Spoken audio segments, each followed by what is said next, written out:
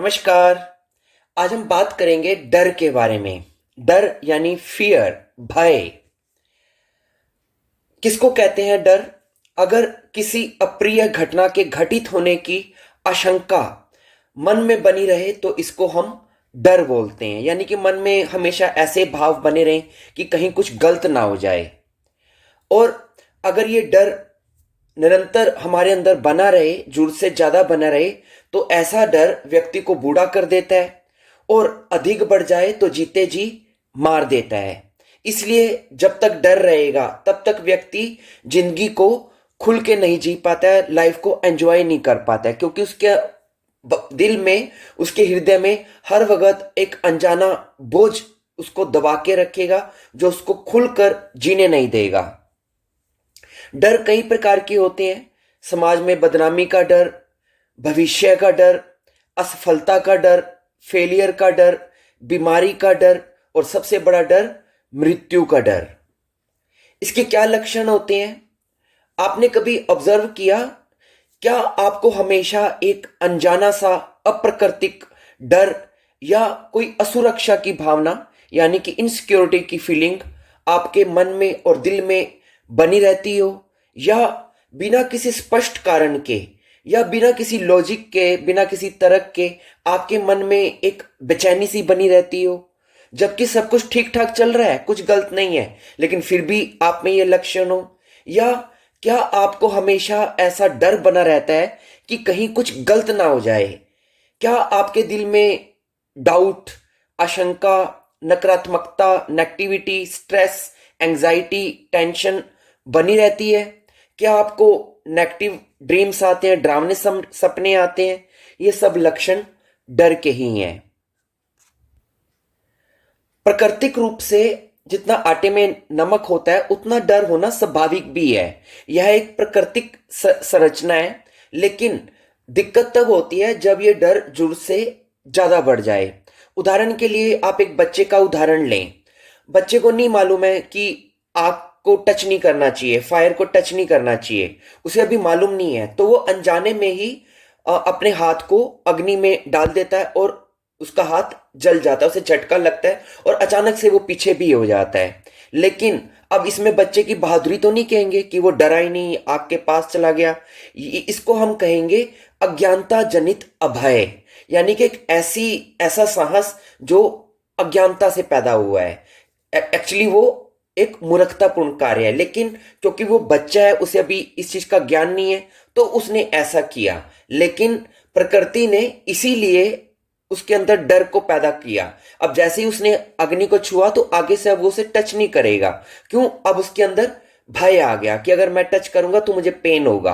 तो इसी प्रकार से हम सबके अंदर इतना तो डर है और होना भी चाहिए कि ताकि हम कुछ ऐसा कार्य ना करें जिससे कि हमें नुकसान हो।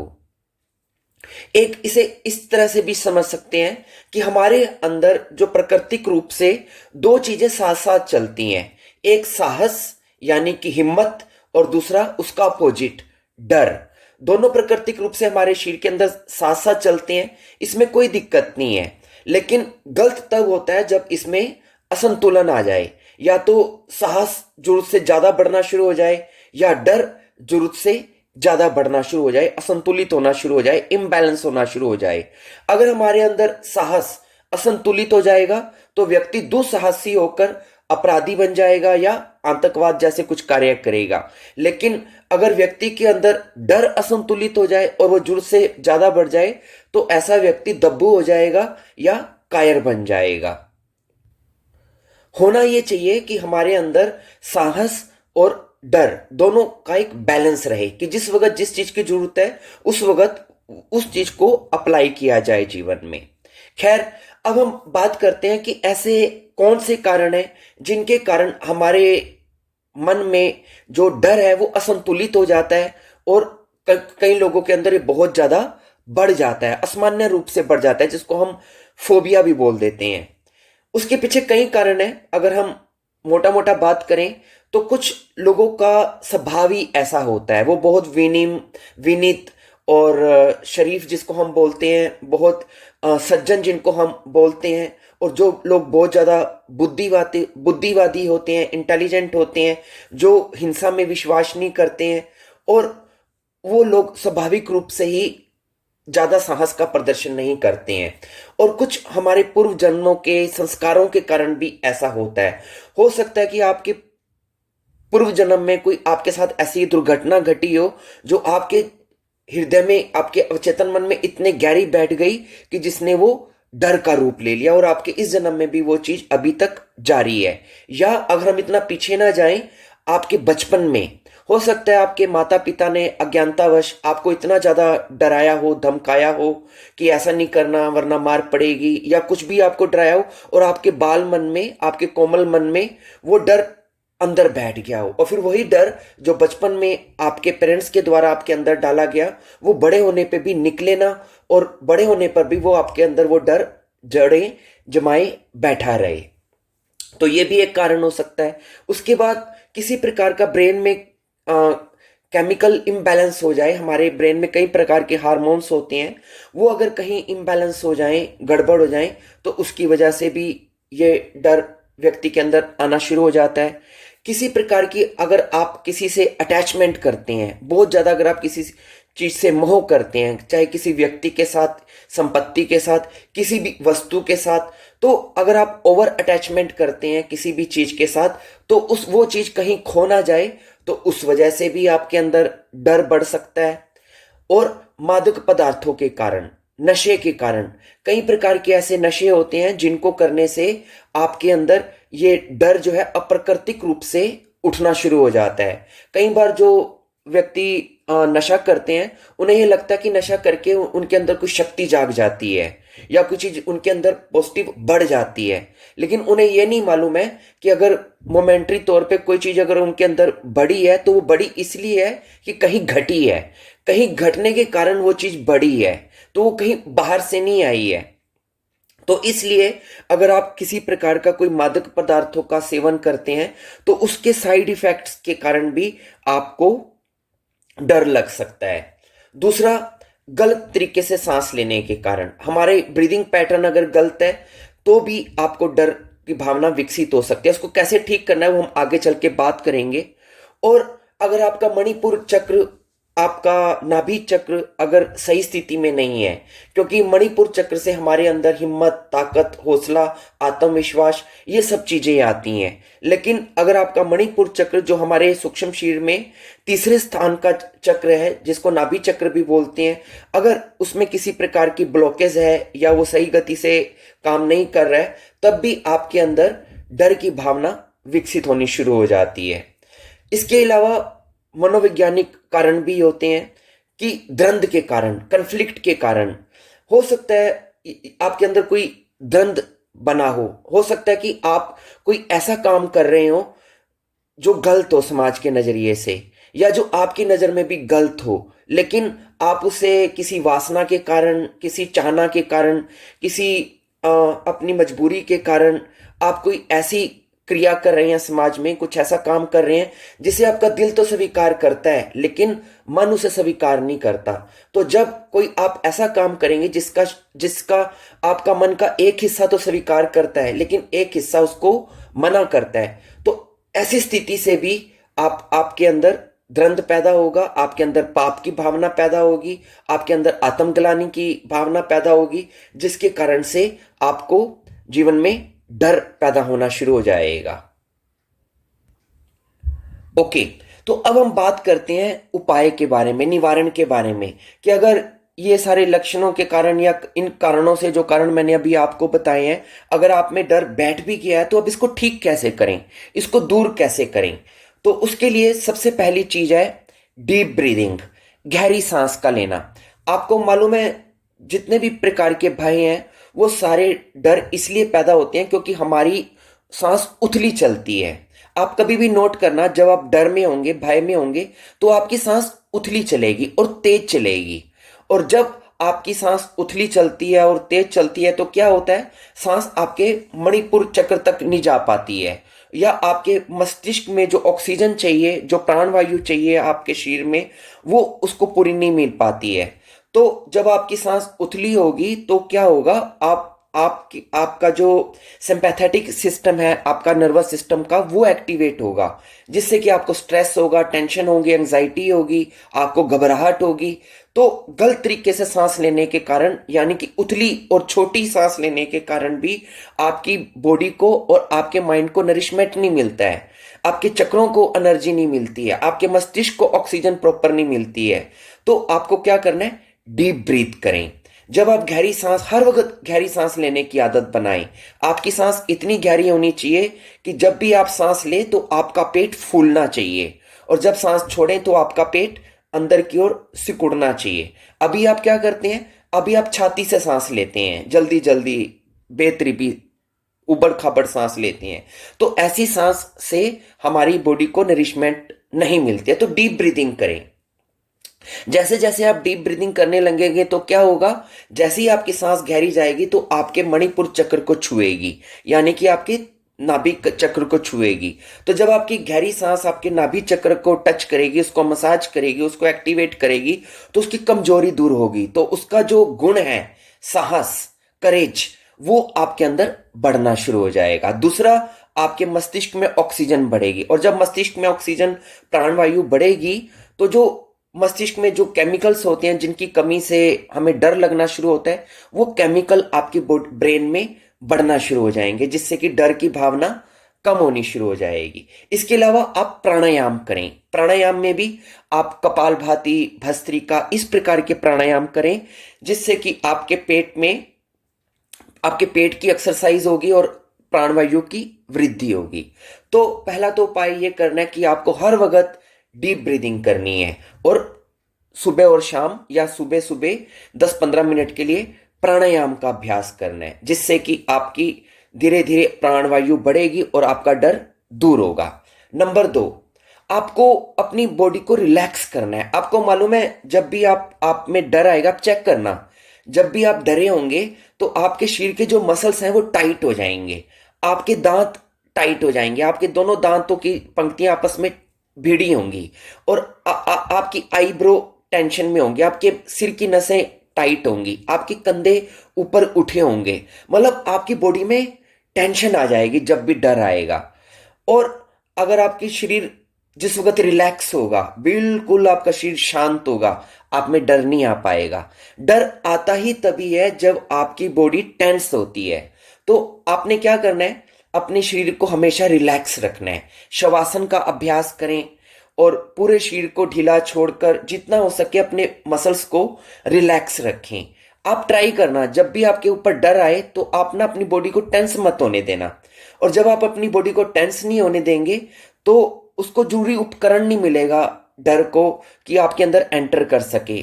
आपके अंदर डर एंटर तभी करेगा जब आपकी बॉडी टेंस होगी, लेकिन अगर आप अपने शरीर को रिलैक्स रखेंगे तो डर एंटर नहीं कर पाएगा। तो दूसरी बात ये ध्यान में रखनी है कि अपनी बॉडी को हमेशा रिलैक्स बना के रखें। हर रोज सुबह शाम 5-10 मिनट के लिए शवासन का अभ्यास करें, जिससे कि आपका शरीर रिलैक्स हो सके। उसके बाद तीसरी चीज, योग करें, व्यायाम करें, एक्सरसाइज करें, ताकि आपकी पूरी बॉडी से जितने भी हार्मफुल केमिकल्स हैं वो शरीर से बाहर निकल सकें। और सबसे बड़ी बात, दौड़ लगाएं, रनिंग लगाएं, रनिंग करें। अगर आपको डर लगता है तो आप हर रोज सुबह 10-15 मिनट के लिए रनिंग करें। आप हैरान रह जाएंगे कि मत रनिंग करने से ही, दौड़ लगाने से ही कैसे आपका जो डर है वो कम होना शुरू हो जाएगा। क्योंकि जब आप रनिंग करेंगे तो आपका सूर्य चक्र, यानी कि आपका तीसरे नंबर का मणिपुर चक्र एक्टिवेट होना शुरू होएगा, वो धक धक धक धड़कना शुरू हो जाएगा। और रनिंग से जब आपका मणिपुर चक्र एक्टिवेट होगा तो आपके अंदर साहस आएगा। आपने देखना, जितने भी प्लेयर्स होते हैं या जो धावक होते हैं, ये बड़े एग्रेसिव होते हैं। क्यों हो जाते हैं ये ऐसे?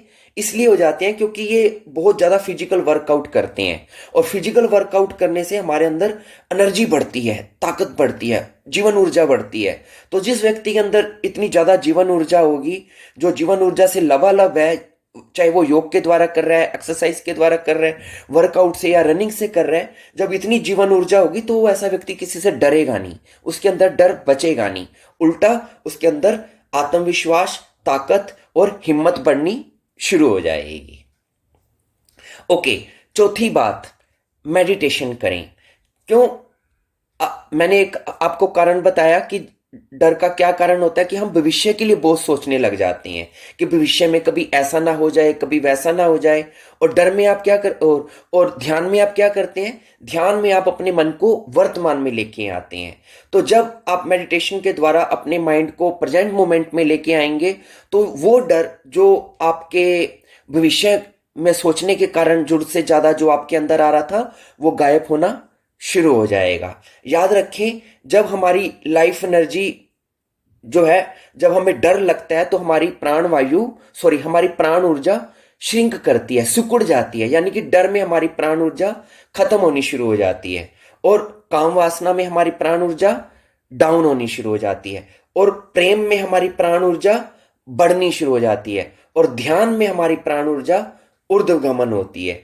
इसलिए जब आप प्रेम करेंगे, बेटर होगा कि अगर आप अपने डर को काबू पाना चाहते हैं तो अपने परिवार में, अपने मित्रों में, अपने सगे संबंधियों में प्रेम को बढ़ाएं, लव को अपने प्रमोट करें। जितना आपका प्रेम बढ़ेगा उतना आपका डर दूर होना शुरू हो जाएगा। आपने देखा, जो प्रेमी लोग होते हैं वो किसी से डरते ही नहीं है, और अपने प्रेम को पाने के लिए वो क्या क्या कर गुजरते हैं। तो इसलिए अपने अंदर प्रेम को बढ़ाएं और ध्यान करें। ध्यान करने से आपकी जो एनर्जी है, जो प्राण ऊर्जा है, वो ऊर्ध्वगमन करेगी, जिससे कि ऊर्ध्वगमन करने से आपके जो अंदर जो डर की भावना है वो गायब होनी शुरू हो जाएगी। और प्रार्थना करें, अपना कोई इष्ट देवी देवता जिनको आप मानते हैं उनके साथ टच में रहें। कोई भी बात हो उनसे करें, और किसी भी तरह की हेल्प चाहिए वो उनसे आप बात करें। तो प्रार्थना के द्वारा, भक्ति के द्वारा, अपने इष्ट देवी देवता से जुड़ने के द्वारा भी आप अपने डर पे काबू पा सकते हैं। इसके बाद अपने डर को स्वीकार करें। हम क्या होता है, क्यों हमें डर लगता है? क्योंकि हम कुछ खो जाने का हमको डर रहता है कि हमारी प्रिय वस्तु हमारे से खो ना जाए। और सबसे बड़ा डर हमें अपने शरीर के खोने का डर रहता है कि हम कहीं कहीं हमारी मृत्यु ना हो जाए। तो आपको क्या करना है? मृत्यु पे किसी का जोर नहीं है। आप स्वीकार करें अपने छोटे छोटे चीज के से खोने से लेके मृत्यु तक, हर चीज को एक्सेप्ट कर लें कि ठीक है, जो भी होगा वो खाली मेरे साथ नहीं है, वो सबके साथ है। तो इस चीज को स्वीकार कर लें, इसका विरोध ना करें। तो जब आप इस प्रकार अपनी मृत्यु को भी स्वीकार कर लेंगे कि ठीक है, जब होनी होगी हो जाएगी, तो आपके अंदर से वो डर दूर हो जाएगा। डर तभी तक है जब तक आप उसको स्वीकार नहीं कर रहे हैं, उससे लड़ रहे हैं, उसका विरोध कर रहे हैं। विरोध ना करें, लड़े मत, और एक्सेप्ट करें, तो डर दूर हो जाएगा। दूसरा, जैसे कि मैंने पहले आपको बताया कि हमारे अंदर जो डर है वो हमारी बेहोशी की देन है। जैसे ही हम होश में आना शुरू होंगे तो हमारे सारे डर गायब होने शुरू हो जाएंगे। तो वो बेहोशी कैसे आपके अंदर से दूर होगी? जब आप अपने विचारों पे अपना नियंत्रण करेंगे। जैसा हम सोचते हैं हम वैसे ही बन जाते हैं। अगर आप डर को सोचेंगे तो डर और डर आएगा। और बड़ी बात, हमारे 90% डर काल्पनिक होते हैं। आप कभी भी सोच के देखें, आपने अब अभी तक, मान लीजिए आप बहुत टाइम से डर रहे हैं, तो अपने पिछले साल 2 साल आप देखें कि जिन डर के बारे में आप सोच सोच के परेशान हो रहे थे, क्या वो डर सच साबित हुए? आप हैरान रह जाएंगे कि अगर आप ऐसा सोचेंगे तो मुश्किल से कोई 1-2% कोई शायद कोई डर सच्चा सिद्ध हुआ हो, वरना 98% तो आपके डर सिर्फ काल्पनिक ही होते हैं, वो सिर्फ मन के वहम होते हैं। तो इस चीज को ध्यान में रखते हुए भी कि डर सिर्फ कल्पना की उपज है, हमारे मन की सिर्फ शंकाएं हैं, तो इस सोच के साथ भी आप अपने डर पे काबू पा सकते हैं। अब मैं आपको 2-3 प्रैक्टिकल चीजें बताता हूं कि जब भी आपको डर आए, मान लीजिए आप अपनी डेली लाइफ में हैं, आपको ऑब्जर्व करना है, थॉट को ऑब्जर्व करना है कि किसी भी ऐसे थॉट को अपने माइंड में एंटर नहीं करने देना जो डर को पैदा करे।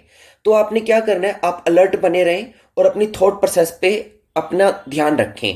और जब भी आप देखें कोई ऐसा विचार आपके मन में आ रहा है जो डर को पैदा कर रहा है, तो अपने मन ही मन जोर से चिल्लाएं, कट। यानी कि वहीं पे उस विचार को कट कर दें, खत्म कर दें। तो हमेशा जैसे ही विचार एंटर करे डर का, उसको आपने इंटरटेन नहीं करना है, उसको बढ़ावा नहीं देना है, उसके बारे में सोचना नहीं है। पहली उसकी आते ही वहीं पर उसको कट कर दें। तो क्या होगा? उसकी आगे चैन नहीं चलेगी, तो वो डर को भी पैदा नहीं करेगा। दूसरी बात, आपको अफर्मेशन देनी है, क्योंकि आपको अपने अपने आप को सम्मोहित करके अपने अवचेतन मन में अपने विचार को डाल के भी आप अपने डर को दूर कर सकते हैं। कैसे? आप आराम से बैठ जाएं और अपनी ब्रीदिंग पे अपना ध्यान लगाएं।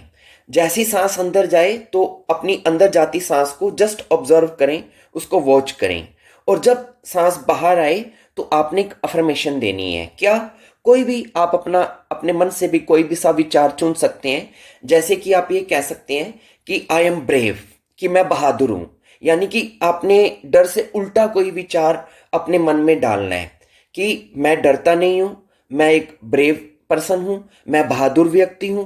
कोई एक लाइन का ऐसा फॉर्मेशन चुने और जब भी आपकी सांस बाहर निकले तो आपने उस विचार को अपने मन में दोहराना है। सांस अंदर गई तो नॉर्मल उस सांस को अंदर जाता हुआ देखें, और जब सांस बाहर आए तो सांस बाहर निकलते ही आप उस विचार को अपने मन में डालें कि मैं एक बहादुर व्यक्ति हूं। जब सांस फिर अंदर जाए तो नॉर्मल सांस को अंदर जाता हुआ देखें, और जब सांस बाहर आए तो अपने मन में दोहराएं कि मैं एक बहादुर व्यक्ति हूं।